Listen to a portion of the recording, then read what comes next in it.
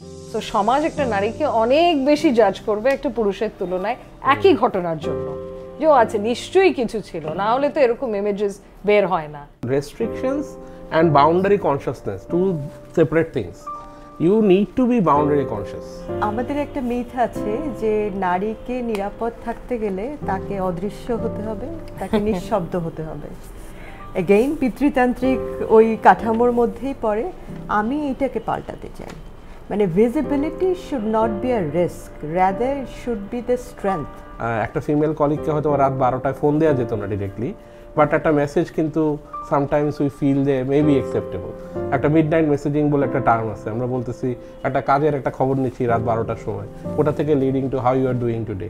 21st সেঞ্চুরিতে যৌন হয়রানির ডেফিনেশনটা কিন্তু is no longer limited to unwanted physical advance, it's much more than that, it's অনেক ওয়াইডার।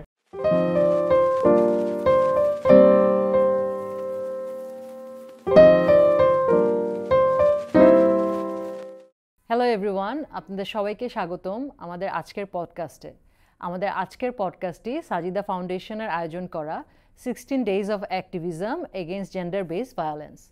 প্রতি বছরের মতো সাজিদা ফাউন্ডেশন এবছরও বেশ কিছু আয়োজন করেছে এই ক্যাম্পেইনের পার্ট হিসাবে।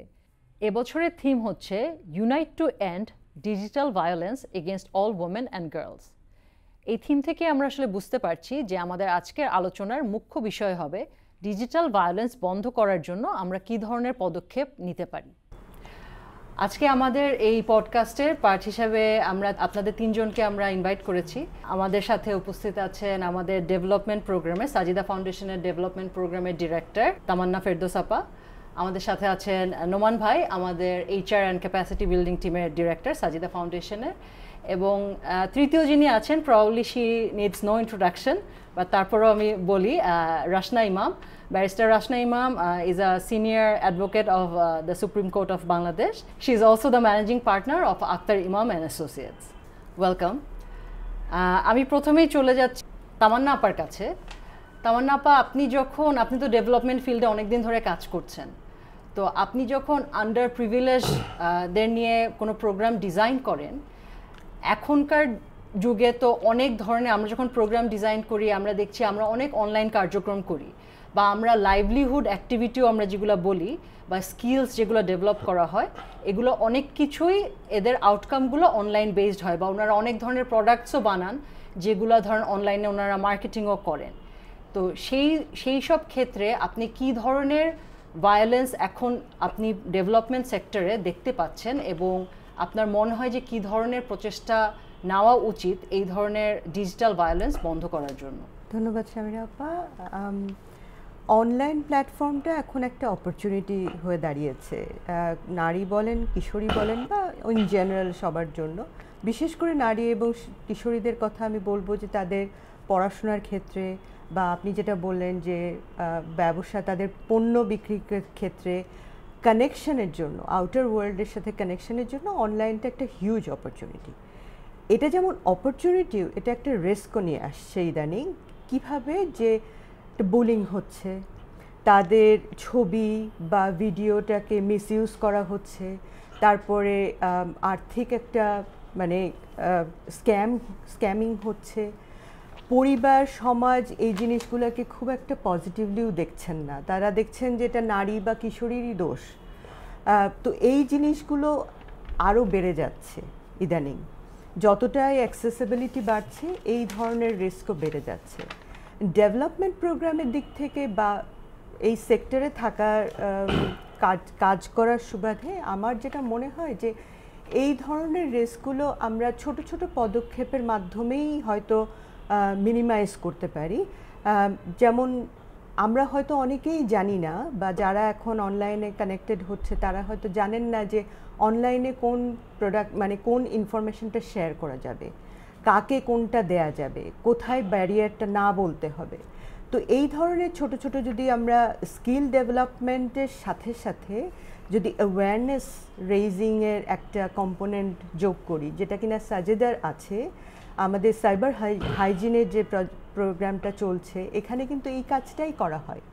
যারা অনলাইনে ব্যবসা করছেন বা প্রোডাক্ট সেল করছেন, তাদেরকে আমরা ছোট ছোট ট্রেনিংয়ে দেখিয়ে দিই যে কোনটা অনলাইনে ওনারা শেয়ার করতে পারবেন, কোনটা দিতে পারবেন না, কিভাবে এই জিনিসগুলোকে ওনারা আইডেন্টিফাই করবেন এবং সেই অনুযায়ী ব্যবস্থা নেবেন। তো এটার জন্য এই ছোট ছোট জিনিসগুলাই আমার মনে হয় যে can actually increase the awareness. এটা প্রথমে জরুরি, মানে আমরা না জানলে তো আমরা ওই মানে কি বলে প্রিভেনশনটা নিতে পারবো না। তো অ্যাওয়ারনেস বিল্ড আপের সাথে সাথে আমার মনে হয় পরিবারেরও একটা দায়িত্ব থাকে, পরিবার এবং সমাজের, যে আমি মানে যেই নারী বা যেই কিশোরী অনলাইনে যাদেরকে হ্যারাস করা হচ্ছে তাদের যদি পরিবার থেকেও এক ধরনের নেগেটিভ অ্যাটিটিউড তাদের জন্য চলে আসে, তাহলে ওই ব্যক্তিটা মানসিকভাবে ভেঙে যায়, তার যে একটা আত্মসম্মান বা আত্মমর্যাদা ওটাও ভেঙে যায়। তো ওই জন্য পরিবার এবং সমাজকেও সামহাও কানেক্ট হতে হবে। ইন্ডিভিজুয়াল ট্রেনিং বা অ্যাওয়ারনেসের পাশাপাশি এই কাজগুলোও আমার মনে হয় করা দরকার in order to prevent this online violence. Thank you Tamanna আপা। আপনার থেকে আমি একটু চলে যাই নোমান ভাইয়ের কাছে। নোমান ভাই, আপা যেমন বললেন যে ডেভেলপমেন্ট প্রোগ্রামে যখন ওনারা কাজ করছেন বা সমাজের যারা আন্ডার প্রিভিলেজ ওনাদেরকে নিয়ে কাজ করছেন, তখন ওনারা অ্যাওয়ারনেসের একটা কথা বলছেন। আমি যদি এখন অর্গানাইজেশনে চলে আসি, অর্গানাইজেশনে তো ধরেন এখনকার যুগে মানে ডিজিটাল প্ল্যাটফর্মটাই একটা প্রাইমারি ইন্টারাকশন প্লেস হয়ে গেছে কাজের ক্ষেত্রে, তাই না? অনেক ধরনের মেসেজিং প্ল্যাটফর্ম বলেন, ইমেল বলেন, সবখানে। এইখানে আপনার মতে বা আপনার এক্সপিরিয়েন্স থেকে আপনার কি মনে হয় যে কোন ধরনের ইনিশিয়েটিভগুলো এইচআর এর আরো প্রোঅ্যাক্টিভলি নেওয়া উচিত, যেগুলাতে যে কোনো ধরনের হ্যারাসমেন্ট, ওয়ার্কপ্লেস হ্যারাসমেন্ট প্রিভেন্ট করতে হেল্প করবে? সো বেসিক্যালি প্রিভেনশনের আগে আমি যদি রুট কজটার দিকে যেতে চাই, যে আমরা যদি দেখি ওয়ার্কপ্লেস ইন্টারাকশনটা has evolved during COVID and after COVID. তো আমি যদি বলি তিনটা primary form of communication that takes place at work place digitally, এটা যদি আমি বলি তো ফার্স্ট অফ অল আসবে হচ্ছে আমাদের ইমেইল, তারপরে আসবে আমাদের বিভিন্ন রকম platform base messaging apps and all that, এবং তারপরে হচ্ছে অনলাইন মিটিংস অফকোর্স। সো তিনটা ক্ষেত্রেই কিন্তু আমরা দেখতেছি যে আমাদের ডিজিটালিও কিন্তু মিসকন্ডাক্টগুলো কিন্তু ইভলভ করে গেছে। It is taking a different shape and form. যেটা আমাদের ইন পার্সনে আগে ছিল, এটা একটু ডিফারেন্টভাবে আসতেছে। সো অফকোর্স এইচআরেরও ওগুলোর ক্ষেত্রে এখন প্রোয়েক্টিভ মেজার্স চিন্তা করার সময় চলে এসছে। তো আমি যদি একটু এক্সাম্পল দিয়ে বোঝাই, ইমেইলের ক্ষেত্রে আমরা যেটা এইচআরের ভাষায় বলি যে টোন বেসড মাইক্রো অ্যাগ্রেশন বলে একটা ব্যাপার, যে when you are addressing a female colleague, how you are doing it, what kind of tones you are using when you are addressing your female colleague over emails, how you are responding. তো এগুলোর ক্ষেত্রে কিন্তু বিভিন্ন ধরনের biases আমরা দেখতে পাই ইমেলের ক্ষেত্রে। মেসেজিংয়ের ক্ষেত্রেও ইয়েস অফকোর্স, একটা ফিমেল কলিগকে হয়তো রাত 12টায় ফোন দেওয়া যেত না ডিরেক্টলি, বাট একটা মেসেজ কিন্তু sometimes we feel they may be acceptable. একটা মিডনাইট মেসেজিং বলে একটা টার্ম আছে, আমরা বলতেছি একটা কাজের একটা খবর নিচ্ছি রাত 12টার সময়, ওটা থেকে leading to how you are doing today. So আমার কাছে মনে হচ্ছে I am becoming being friendly, male পার্সনটার মনে হচ্ছে, বাট ফিমেল যিনি আছেন counter part, she is obviously feeling differently, right? ওনার কাছে একটু আমাকে ইনভেসিভ মনে হচ্ছে, উনি অকওয়ার্ড ফিল করছেন। কিন্তু আবার এটা তো অনলাইনে হচ্ছে বা ডিজিটাল মেসেজিং হচ্ছে, এটাতে কীভাবে উনি রেসপন্ড করবেন ওটাও আসলে we don't know actually, right? So this is happening at the messaging platform. Similar things happen we see in online meetings. যে একটা বায়াসেস চলে আসে ওখানেও, যে একটা female colleague, young female colleague একটা কিছু বলতে গেল, সো ওইটাকে ইগনোর করা হলো বা থামিয়ে দেওয়া হলো, রাইট? সেম জিনিসটাই যখন আবার একটা মেল কাউন্টার পার্ট বা মেল কলিগ বলছে someone in the position of power, same জিনিসটাই ওকে বলা হচ্ছে what a brilliant idea. So এইগুলাও কিন্তু আমরা দেখতে পাই। প্লাস ইনক্লুশনের ক্ষেত্রেও হয়তো বা ফিমেলদেরকে ওইভাবে, যেহেতু আমরা একটা পেট্রিয়ার্কাল সোসাইটিতে বাস করি, ওগুলা কিন্তু দেখা যায়, এই বায়াসেসগুলো অল আর ভিজিবল, যে তিনটা এক্সাম্পল আমি দিলাম। সো এখন সময় আসছে যে এইচআরও আসলে যে ডিফারেন্ট ফর্মগুলো নিচ্ছে অ্যাবিউজ বা মিসকন্ডাক্টগুলো, সেগুলোর এগেনস্টে এইচআর পলিসিগুলো এখন আমাদের নতুনভাবে চিন্তা করার সময় এসছে। থ্যাংক ইউ আপা। রাশনা আপা, আপনার কাছে চলে আসি। নোমান ভাইয়ের পয়েন্ট থেকেই আপা আপনার কাছে যদি বলি, উনি বলছিল যে ডিজিটাল মিসকন্ডাক্টস আর ইভলভিং। হ্যাঁ, তো সেই ক্ষেত্রে আপনার কাছে কি মনে হয় যে what is that one legal gap যেটা আসলে আমাদের ইমিডিয়েটলি অ্যাড্রেস করা উচিত? ধন্যবাদ আপনাকে, ধন্যবাদ সাজিদা ফাউন্ডেশনকে এত গুরুত্বপূর্ণ একটা ইস্যু নিয়ে পডকাস্ট আয়োজন করার জন্য। ওয়ান লিগ্যাল গ্যাপ আইডেন্টিফাই করা হয়তো মুশকিল হবে, বাট রাদার আইনি অবকাঠামো যেটা আমাদের আছে অনলাইন হ্যারাসমেন্টকে অ্যাড্রেস করার জন্য, সেটা নিয়ে আমি কিছু বলতে চাইবো। সেখানে একটা না দুটো না বেশ কিছু গ্যাপস আছে, এবং শুধু যে আইনি অবকাঠামোতে গ্যাপ আছে তা না, enforcement is a bigger problem. যে আইনগুলো আছে, ভালো হোক মন্দ হোক, আছে, কিন্তু সেটার সঠিকভাবে এবং কঠোরভাবে প্রয়োগ কি হচ্ছে কিনা ওদিকেও আমাদের আরও বেশি নজর দিতে হবে। তো আইনের কথা যেহেতু বললাম, প্রথমেই বলি যে একটা সুনির্দিষ্ট আইন নেই অনলাইন হ্যারাসমেন্ট টার্গেট করার জন্য, বাট রাদার আমরা দেখছি যে অনেকগুলো আইনের মধ্যে ছড়ানো ছিটানো আছে, যেটার আন্ডারে বা অধীনে আপনি মামলা করতে পারেন আপনি যদি অনলাইন হ্যারাসমেন্টের শিকার হন। সো একটা আছে সাইবার সিকিউরিটি অর্ডিন্যান্স, এটাই কিছুদিন আগেই পাশ করা হলো। সো পুরো এক্সামিন করে দেখার সুযোগ আমার হয়নি। আমি আশা করছি আগে যে ফাঁকফোকরগুলো আইনে ছিল তার থেকে এটা আরও উন্নত একটা আইন হবে। বিশেষ করে আমরা তো সবাই আলোচনা করছিলাম যে এই ফর্ম অফ অনলাইন হ্যারাসমেন্ট তো ইভলভিং এভরিডে, মানে তো এটাকে অ্যাড্রেস করতে হলে আমাদের একটা আইন দরকার যেটা flexible enough to accommodate different forms of online harassment. So অতিরিক্ত স্পেসিফিক যদি আইনটা হয়ে যায় তাহলে কিন্তু দেখা যাবে আগামীকালই এটা অবসলিট হয়ে গেছে, কারণ নতুন অনেক ফর্ম বের হয়ে গেছে। তো ওই লেন্স দিয়ে আমাদের যে আইনগুলো আছে সেগুলোকে দেখতে হবে। এছাড়া ধরেন পর্নোগ্রাফি কন্ট্রোল করার আইন আছে, আমাদের পেনাল কোডেও বেশ কিছু প্রভিশনস আছে যেটার মাধ্যমে আপনি অনলাইন হ্যারাসমেন্ট বা মানহানিকর বক্তব্য এগুলোকে অ্যাড্রেস করতে পারেন। তারপরে আরেকটা পাইপলাইনে আছে, আমি শুনতে পারলাম সেক্সুয়াল হ্যারাসমেন্ট প্রতিরোধে একটা সুনির্দিষ্ট আইন করা হবে, হয়তো এই সপ্তাহেই আমরা সেই আইনটা পেতে পারি, একটা অধ্যাদেশ জারি করা হতে পারে। সেখানে দেখার বিষয় যে ওখানে কি অনলাইন হ্যারাসমেন্টকে টার্গেট করার কিছু আছে কি না। সো আইন আছে, হ্যাঁ, হয়তো কিছু ইনঅ্যাডিকুয়েসিস আছে যেটা সময়ের সাথে আমরা we can iron out the kinks, কিন্তু সমস্যাটা আরও বেশি হচ্ছে প্রয়োগ, এনফোর্সড হচ্ছে কিনা।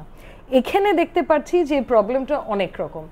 এক হচ্ছে যত না ঘটনা ঘটছে তার কি বলবো খুবই লিমিটেড একটা নাম্বার লিগ্যাল অ্যাকশনে যাচ্ছে বিভিন্ন কারণের জন্য, যেটা আমি আশা করি আমরা পরে আলোচনা করব।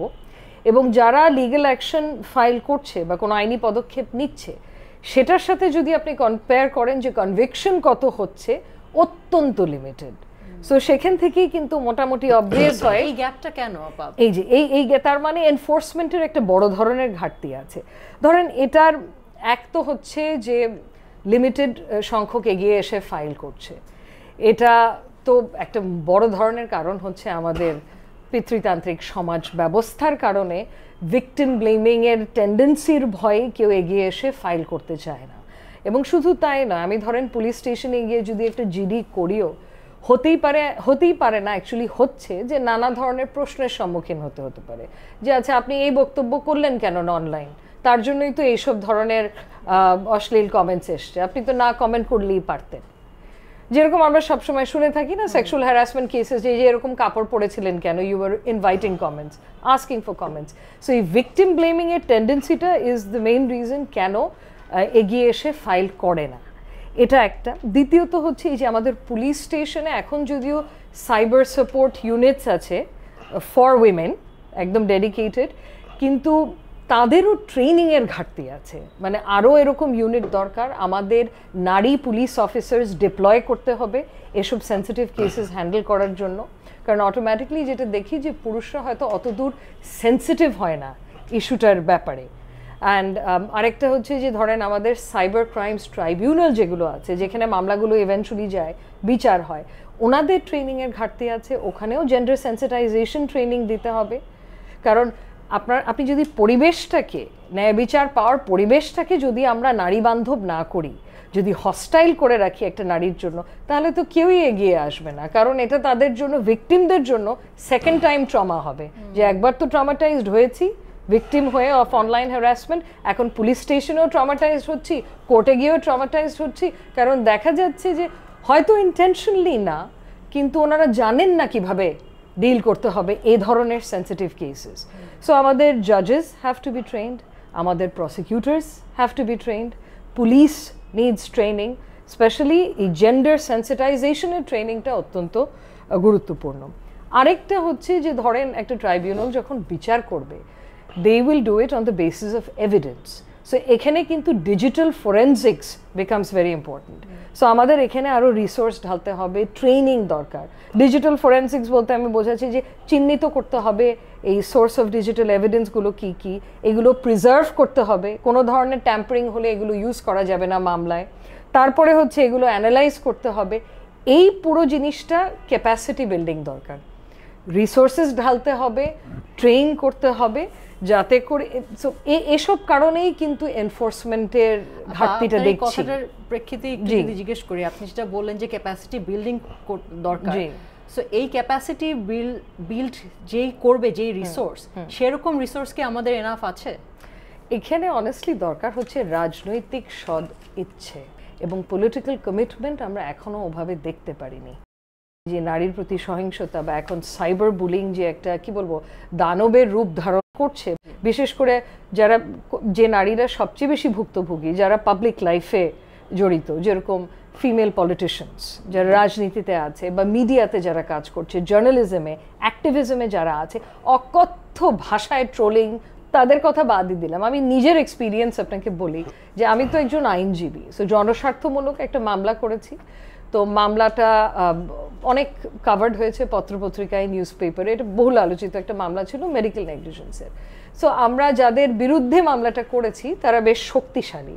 তো হঠাৎ করে দেখলাম মামলাটার কয়েকদিনের মধ্যে আমার বেশ কয়েকটা ক্লোন অ্যাকাউন্টস হয়ে গেল ফেসবুকে।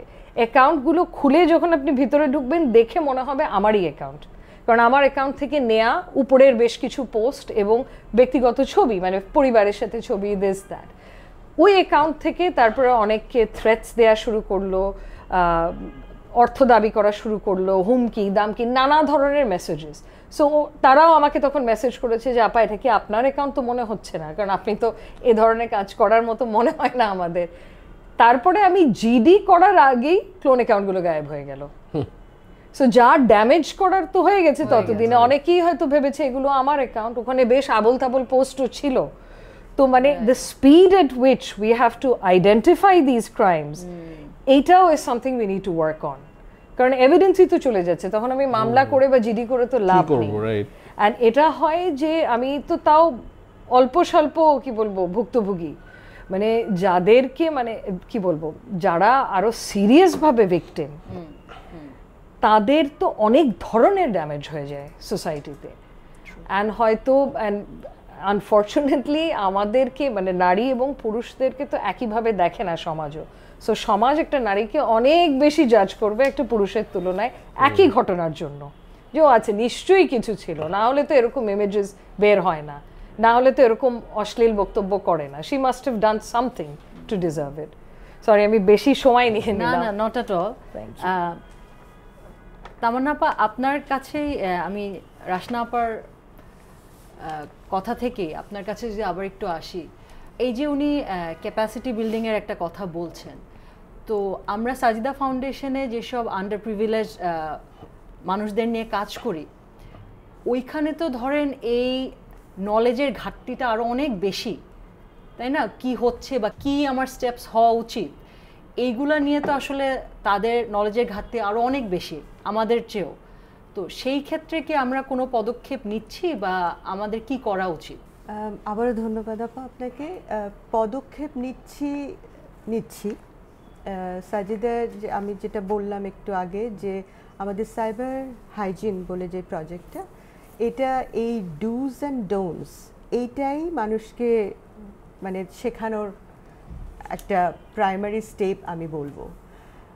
যেটা আমি চ্যালেঞ্জ দেখছি আপা, সেটা হচ্ছে যে এটা সাজিদার একটা প্রজেক্ট, আমাদের ক্যাচমেন্টটাও খুব সীমিত, কিন্তু আপা যেটা বলছেন বা আপনি যেটা বলছেন যে এটা তো পুরো বাংলাদেশের সব নারীদের, সব শিশুদেরই একই সমস্যা। সাজিদার একটা প্রজেক্ট হতে পারে একটা মাইলস্টোন, যে অন্য যারা ডেভেলপমেন্টে কাজ করছেন তাদের জন্য, যে তারাও এই ধরনের প্রজেক্ট করতে পারেন কিনা। এক, দ্বিতীয় হচ্ছে যে ডেভেলপমেন্ট সেক্টর বা এনজিও তো কাজ করেই যাচ্ছে তাদের মতন, with limited resource, with limited capacity. গভর্নমেন্টকেও তো আসতে হবে, সরকারের সাথে যদি সরকার এই জিনিসগুলো যদি ইন্টিগ্রেট না করেন, আপা যেটা বললেন রাইটলি, যে আইন আছে কিন্তু তার প্রয়োগটা নাই। এই যে আইন যে আছে, এই ইনফরমেশনগুলোও তো হয়তো তাদের কাছে নাই। এবং সেটাই সত্যি যে আমরা যারা প্রান্তিক জনগোষ্ঠীর জন্য কাজ করছি, তারা তো এই ইনফরমেশনটাই তাদের কাছে নাই যে একটা বুলিংয়ের শিকার হলে তারা কোন জায়গাটায় যাবেন। মানে মনে হচ্ছে সমস্যাটা খুব অল্প, কিন্তু গভীরতাটা অনেক মানে ডিপলি রুটেড। তো একটা শুধুমাত্র ক্যাপাসিটি বিল্ড আপটা আমি এটা একটা pieces of a big puzzle হিসেবে দেখি।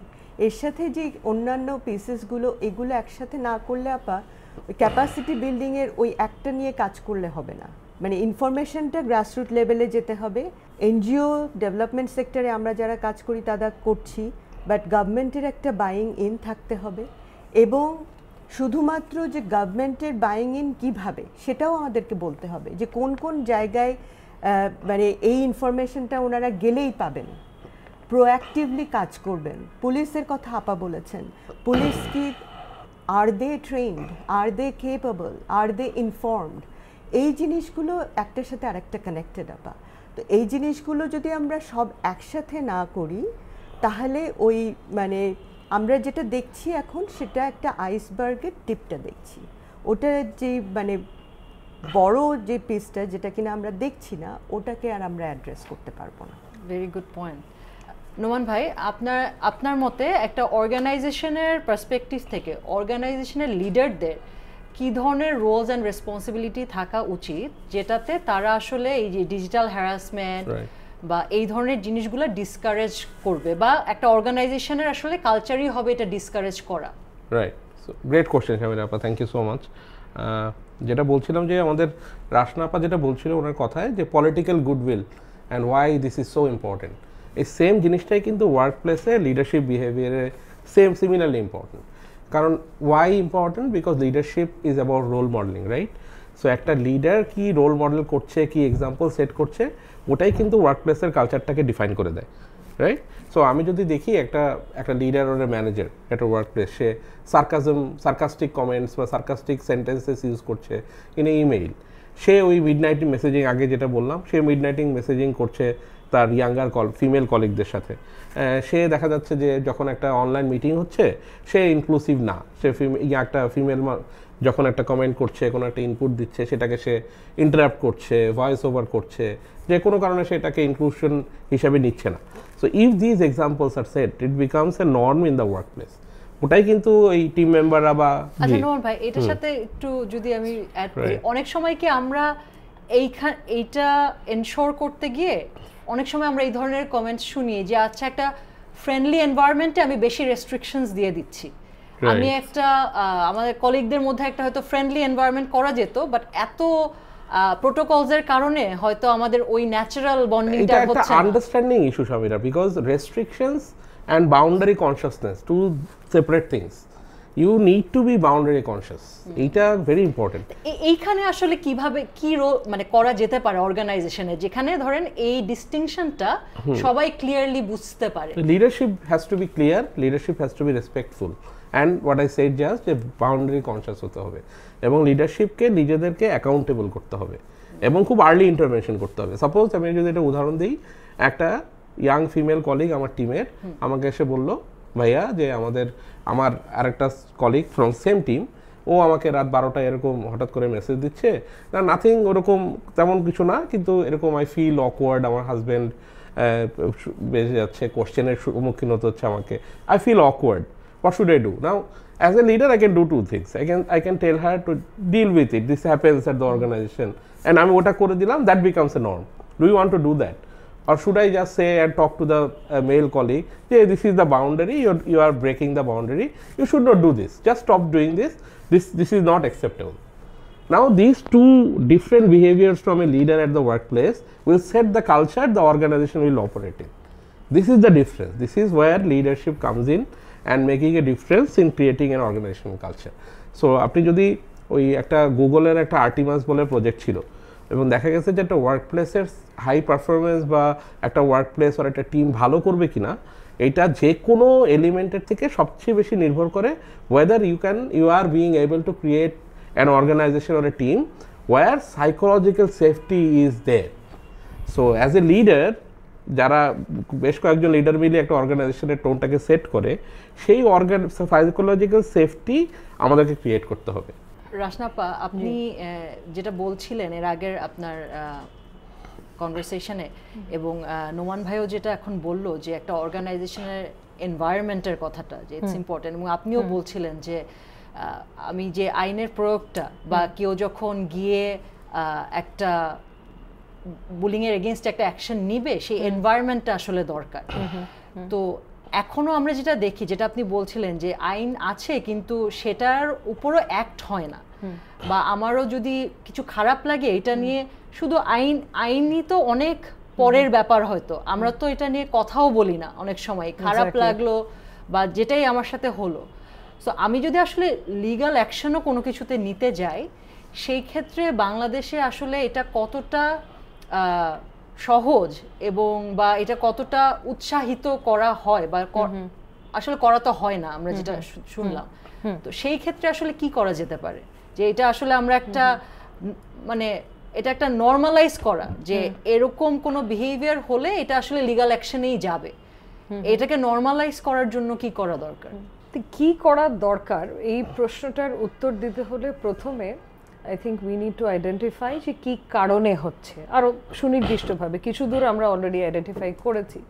তো প্রথম জিনিস যেটা আই থিঙ্ক আমার সহবক্তারাও পুরোপুরি একমত, যে আমাদের পিতৃতান্ত্রিক সমাজ ব্যবস্থা ultimately is to be blamed, যে কারণে এটার হার বেড়ে যাচ্ছে অ্যান্ড ডিফারেন্ট ফর্মস নিচ্ছে। তো এখন পিতৃতান্ত্রিক সমাজ ব্যবস্থা কি বলে, যে যদি আপনি যৌন হয়রানির শিকার হন, সেটা অনলাইন হোক বা ফিজিক্যালি হোক, সেক্ষেত্রে বেশি ঘাটাঘাটি করতে যেয়েন না, আইনি ব্যবস্থা নিতে যেয়েন না, কারণ বদনামটা আপনারই হবে, আপনার নানা ধরনের প্রশ্নের সম্মুখীন হতে হবে। আর অনলাইন হলে তো অনলাইন আরও ফার্দার ট্রোলিংয়ের সম্মুখীন আপনার হতে হবে। এটা এই দিকটা আমরা কিভাবে অ্যাড্রেস করতে পারি? তো আমরা যদি ন্যাশনাল লেভেলের কথা বলি, সেক্ষেত্রে সরকারের সদিচ্ছাটা অত্যন্ত গুরুত্বপূর্ণ।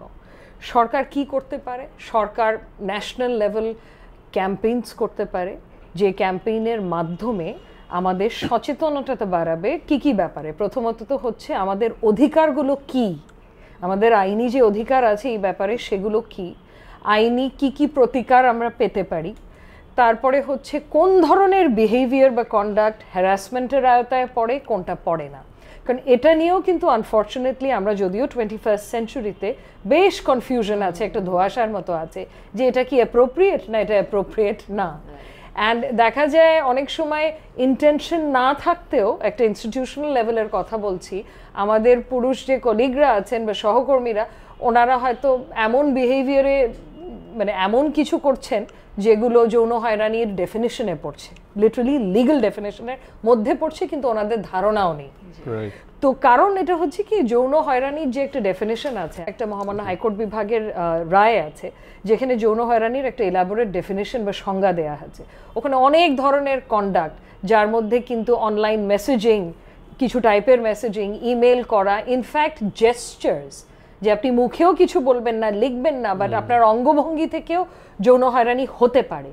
তো তার মানে তো 21st সেঞ্চুরিতে যৌন হয়রানির ডেফিনেশনটা কিন্তু is no longer limited to unwanted physical advance, it's much more than that, it's অনেক ওয়াইডার। সো ইনস্টিটিউশনাল লেভেলে যেরকম আমাদের রেগুলার ট্রেনিং দরকার এটা বোঝানোর জন্য, মানে অ্যাটলিস্ট যারা আনইনটেনশনালি করছে তারা তো তখন সচেতন হয়ে যাবে যে না, এটা হয়তো করা আমার ঠিক হবে না। আর যারা ইন্টেনশনালি করছে, দ্যাটস ডাউনরাইট ক্রিমিনাল। তারা যখন করবে তাদের বিরুদ্ধে আইনি পদক্ষেপ নিতে হবে। আর ন্যাশনাল লেভেলে ওই একই কাজটা কিন্তু করতে হবে, মানে সরকারের একদম গভর্নমেন্ট লেভেল থেকে ম্যাস লেভেল ক্যাম্পেইনিংয়ের মাধ্যমে। ধরেন Meena cartoon is an example, যে কত এফেক্টিভলি এসব ক্যাম্পেইন কাজ করতে পারে, যে মানে সহজ ভাষায় যেটা প্যালেটেবল হবে ফর দ্য মাসেস, যদি একটা ক্যাম্পেইন ডিজাইন করা যায়, এটা কিন্তু বেশ কিছু দূর এই সমাজ ব্যবস্থাটাতে একটা পরিবর্তন আনতে সক্ষম হবে, এটা আমার বিশ্বাস। এখন যদি আমরা চলে যাই থার্ড আরেকটা ইস্যু, সেটা হচ্ছে কিছু এক্সাম্পলারি পানিশমেন্ট দরকার, যে একটা মানে যৌন হয়রানি যে করছে তাকে চিহ্নিত করা, মানে নেম অ্যান্ড শেম, এবং তার সাথে তার বিরুদ্ধে ইনস্টিটিউশনাল লেভেলে তো অ্যাকশন নেওয়া যায়। মানে what comes to mind in fact is the commendable example Sajida foundation has set কিছুদিন আগে, সাজিদার একজন এমপ্লয়ি যখন একটা অশ্লীল কমেন্ট করলো একজন অ্যাক্ট্রেসের নামে অনলাইন, এবং সে যখন তাকে চিহ্নিত করে পোস্ট দিল, সাথে সাথে সাজিদা ফাউন্ডেশন যে এনকোয়ারি কমিটি বসিয়ে এনকোয়ারি করে তার বিরুদ্ধে অ্যাকশন নিল, তাকে বের করে দিল। এটা তো একটা এক্সাম্পল সেট করছে যে সাজিদা ফাউন্ডেশনের কেউ যদি এ ধরনের কোনো আচরণ বা কিছু করে থাকে, তার একটা কনসিকুয়েন্স তাকে ফেস করতে হবে। সো এটা যদি প্রত্যেকটা ইনস্টিটিউশনসে রেপ্লিকেট করা যায়, তাহলে তো এই প্রবলেমটা অনেক দূর কমে যাবে। স্ট্যাম্প আউট করা হয়তো পুরোপুরি এলিমিনেট করা সম্ভব হবে না, কারণ criminals will always be there, but অনেক দূর কন্ট্রোলড হবে। সো অ্যাট ন্যাশনাল লেভেলেও সেম জিনিস, যারা চিহ্নিত হচ্ছে তাদেরকে পুরস্কৃত না করে তাদের এগেনস্টে আইনি পদক্ষেপ নেওয়া এবং ভিজিবল পদক্ষেপ নেওয়া, মানে আইনের আয়তায় আনতে হবে তাদের। তাহলেই তো মানে হয় না, মানে ধরেন অনেকে এখন বলে যে শাস্তিটা কঠোর হতে হবে, তা কিন্তু নয়, শাস্তিটা নিশ্চিত করতে হবে। শাস্তিটা অত কঠোর হলেও কোনো লাভ হবে না যদি সেই শাস্তিটাই আমরা গ্যারান্টি করতে না পারি। সো এটা সরকার লেভেলে অ্যাড্রেস করতে হবে, আর ইনস্টিটিউশনাল লেভেলে তো I think Sajeda has set a very good example on how to go about this issue. হ্যাঁ, আমরা অবশ্যই সাজিদা থেকে আমাদের সবসময় এই চেষ্টাটা থাকে যে এইসব বিষয়ে আমরা যেন আসলে অ্যাকশনস গুলো খুব ভিজিবল করতে পারি, because we want to set example, যেটা আমাদের মনে হয় যে ঘাটতি আসলে। That is what Sajida stands for. Absolutely. আচ্ছা, আমি একদম আমাদের ডিসকাশনের হয়তো একদম শেষের দিকে চলে আসছি। আমি আসলে শেষ করব আপনাদের তিনজনের কাছেই একটা ছোট প্রশ্ন দিয়ে। সেটা হচ্ছে যে আমাদের সমাজ ব্যবস্থায় অনেক ধরনের নর্মস আছে, প্র্যাকটিসেস আছে। আপনাদের তিনজনের কাছেই জানতে চাইবো, যে কোনো একটা নর্ম আপনি যদি চেঞ্জ করতে পারতেন, যেটা আসলে এই ধরনের ভায়োলেন্স যখন মেয়েদের এগেনস্টে হচ্ছে সেটা ভয়েস আউট করাকে বন্ধ করে দেয় বা ভয়েস আউট করতে এনকারেজ করে না, এরকম যে কোনো একটা নর্ম আপনি যদি চেঞ্জ করতে পারতেন, সেটা কি হতো? রাশনা আপাকে দিয়ে শুরু করি এবার। আমি তো পিতৃতান্ত্রিক যে সমাজ ব্যবস্থা সেটা চেঞ্জ করতাম, অটোমেটিকলি সব কিছু চেঞ্জ হয়ে যেত। সো এটা একটা ওভারআর্চিং প্রবলেম, সো সেখান থেকে বেরিয়ে আসতে হবে, কারণ না হলে ছোট কোনো একটা কিছু চেঞ্জ করে লাভ হবে না যদি আমাদের সমাজ ব্যবস্থাটা পেট্রিয়ার্ক্যালি থাকে। সো আমি সেটাকেই টার্গেট করব বড়সড়ভাবে। তামান্না আপা? আমাদের একটা মিথ আছে যে নারীকে নিরাপদ থাকতে গেলে তাকে অদৃশ্য হতে হবে, তাকে নিঃশব্দ হতে হবে। এগেইন পিতৃতান্ত্রিক ওই কাঠামোর মধ্যেই পড়ে।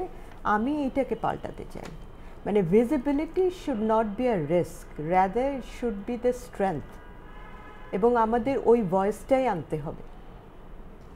Absolutely, absolutely. I would say যে একটা নর্ম যদি চেঞ্জ করতে হয়, আই উড সে যে স্টার্ট সেইং নো মোর। আমাদের পিতৃতান্ত্রিক সমাজ ব্যবস্থা, যেটা নিয়ে আমরা অনেকগুলো কথা বললাম, মেয়েদেরকে শেখানো হয় বলো না, মানে এটা বলো না, এটা করো না, তোমারই বদনাম হবে। হ্যাঁ, এইটাই কিন্তু this is the killer thing, that is the main game. এখন আমাকেই আসলে আমাদের মেয়েদেরকেই বলতে হবে this is the boundary, you can't break it, no. So আমি আমার একটা 9 বছর 10 বছর বয়সী মেয়ে আছে, ওকেও আমি এটা শিখাই যে anything and everything that feels you uncomfortable, you must just stand up and say no. That is the norm we should change, and this will eventually change everything. Absolutely, কারণ একজন যদি ওই সাহসটা রাখে যে আমি দাঁড়িয়ে প্রতিবাদ করব, I will say no, অনেক সময় কিন্তু সেটাই পুরো একটা সিস্টেমকে ক্র্যাক ওপেন করতে পারে। কিন্তু কেউ এগিয়ে আসে না বলে কিন্তু আমরা আইনজীবীরা অনেক কিছু নিয়ে মামলা করতে পারি না, কারণ কেউ নাই তো মামলা করার। একজন যদি সাহসটা রাখে, তার অনেক প্রতিকূলতার সম্মুখীন হতে হবে, কিন্তু তখন দেখা যাবে পুরো সিস্টেমকে একদম নাড়িয়ে রেখে দিতে পারে। সো আমি আশা করি more and more women will come out. আমাদের আসলে অনেক আরো বেশি বেশি সাহসী মানুষের দরকার, স্পেশালি মেয়েদের। আমাদের এই ফ্যামিলি থেকে এটাও আমি একটু চ্যালেঞ্জ করতে চাই, দিস ইজ নট অ্যাবাউট সাহস না, আমি বলছি যে ওই যে আপনি যেটা বললেন যে আমাদের শেখানো হয় বলো না, করো না, যার কারণে হয়তো আমরা একটু ব্যাকফুটে থাকি আর কি, ছোটবেলা থেকে, বা অভ্যাসটা থাকে না বলার। কিন্তু আমাদের পরবর্তী প্রজন্মকে বলতে হবে যে এটা সাহসের ব্যাপার না, this is standard, just do it. হ্যাঁ, রাইট, এটাই স্ট্যান্ডার্ড, এটা এক্সেপশনাল কিছু না, এটা এক্সেপশনাল কিছু না। ইফ আমাকে যদি কোনো কিছু আনকমফোর্টেবল লাগে, আমার বলতে তো আমি একটু ভাবি না যে সেটা কেন আমার বোন বা মেয়ে বা আমার একটা ফিমেল কলিগ, কেন তাকে এটা ভাবতে হবে? এইটা তো হলো না, this is not fair and this is the root cause of all problems. মানে কোনো একটা জিনিস যদি আমি রুডিমেন্টারি লেভেলে ব্লক করে দিতে পারি তাহলে কিন্তু এটা আসলে আর ইভলভ হয় না, এটা বাড়ে না। সো এইটাই করতে হবে, এটাই this will make things much easier for everyone in the work place, in the country, in the legal system. Noma ভাই একটা জিনিস খুব ইন্টারেস্টিংলি পয়েন্ট আউট করেছে যে ওনার তো উনি কোনো দ্বিধাবোধ করে না যদি ওনার সাথে অন্যায় হয় তার বিরুদ্ধে প্রতিবাদ করতে, তাহলে ওনার বোন বা ওনার বান্ধবী বা ওনার যে মানে কোনো নারী আত্মীয় তাদের কেন এত দ্বিধাদ্বন্দ্ব হয়? এখানে না আরেকটা ব্যাপার হচ্ছে শুধু সমাজ যে আমাদের দোষারোপ করে তা না, পিতৃতান্ত্রিক সমাজ ব্যবস্থাটা এত ডিপলি এন্ট্রেঞ্চড যে আমরা কিন্তু নিজেরাও প্রথমে নিজেদেরকে দোষারোপ করি। হ্যাঁ, না দোষারোপ করি রীতিমতো। আচ্ছা, আমাকে এই অশ্লীল মেসেজটা পাঠালো, আমি নিশ্চয়ই কি কিছু ইঙ্গিত দিয়েছি, আমি কি কিছু করেছি, এটাও কিন্তু খুব কমন। তার জন্য আমরা কারোর সাথে শেয়ারও করি না, মামলা করা তো দূরের কথা, কারণ আমার নিজেকেই মনে হয় যে I start blaming myself. So that's how deeply entrenched patriarchy is, যেটা আমাদের নিজেদের ভিতর থেকেও কিন্তু আপরুট করতে হবে। খালি যে সমাজে এই প্রবলেমটা আছে তা না, নিজেদের মধ্যেও আছে। এবং এটা আপা পরিবারও তো তাই করে, সেটাই এনকারেজ করে যে তোমার সাথে হয়েছে কথা বলো না, কারণ পরিবারের সম্মানটাও তো এখানে, পরিবারের সম্মানটাও তো এখানে মানে জড়িত আছে। Exactly, this also has to change. সেখান থেকে আসলে আসে মানে এই যে নিজেকে যে নিজে দোষারোপ করছি, এটা বেশ কিছু দূর হলে পরিবার থেকেই তো আসে, কারণ আমি জানি তারা ওভাবেই রিঅ্যাক্ট করবে। ওই যে আপনি যেটা বললেন পিতৃতান্ত্রিক সমাজ ব্যবস্থাটা। থ্যাংক ইউ আপনাদের তিনজনকে আমাদের সাথে আজকে এই কনভারসেশনে আসার জন্য। Was a very fruitful and engaging conversation. আমার মনে হয় যে আমরা বেশ ভালো কিছু কথা শুনলাম এবং এমন কিছু কথা শুনেছি যেটা আসলে আমাদের ভাবাবে এবং চিন্তা করতে হেল্প করবে যে আমরা আসলে এখান থেকে কি নিয়ে কি ধরনের কাজ করতে পারি। So thank you. আপনাকে ধন্যবাদ। Thank you.